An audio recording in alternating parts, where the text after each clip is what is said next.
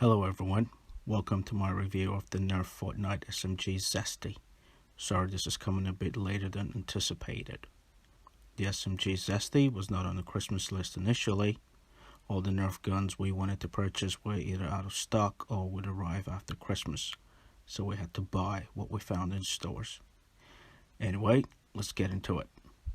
First is the front barrel. This is a standard Nerf and Strike extension log, and it does come with a front nozzle attachment that appears to be similar to the Fortnite SPL. I did a review of the Fortnite SPL. The priming is just flawless. If you haven't seen that video, please check it out after watching this review. Away from the barrel, you do have a yellow circle shaped front sight and some sort of scope looking sight towards the rear of the blaster. There is an unjamming tray in the top section of the primer. I like that this is flushed and well covered and does not affect the priming of the blaster. Now to the primer.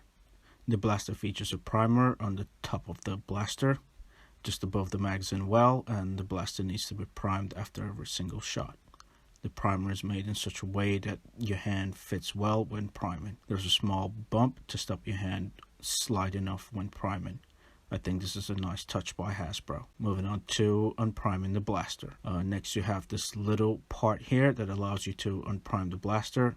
So once the blaster is primed, you cannot prime it a second time without first using a pen or a pen tip to press down on the prime release.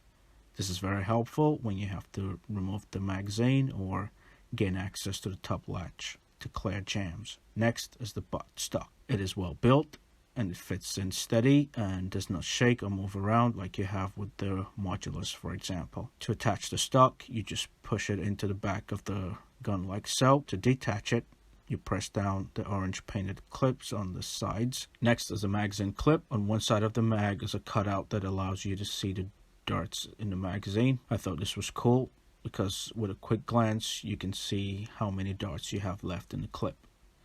The clip is the same color as the Nerf gun with a strip of yellow around the lower part. The magazine can be used on other Nerf guns like the Modulus or Zombie Strike, and the Nerf gun can take other standard and Strike mags as well. Moving on to the trigger. There isn't much to say about the trigger besides the nice circular cutouts on the trigger. I really like that, Hasbro. Well done. And now the grip. The grip is nice. I like the angle and it fits well in my hand. Also the size is proportionate to the rest of the blaster. Now to my experience with the blaster. I noticed the suppressor fits firmly on this blaster. This was an issue with the SPL where the suppressor was wobbly and could fall off when you're running with the blaster. That was bad, Hasbro. That was bad. Anyway, moving on. Two-tone green colors on the blaster. There's a splash of orange on the barrel and on both the release trigger and the shooting trigger. The same yellow we saw on the head of the darts is featured on the front sights, the side of the blaster, the mag here, and the buttstock. Nerf and Fortnite is imprinted on one side of the blaster, and there's a nice looking but non-functioning select switch up here. The grips are very small, but I'm not complaining. Very well geared towards children, so no complaint from me there. Moving on to the weight. The blaster has the right amount of weight to it. Even with the attached barrel, it doesn't feel heavy.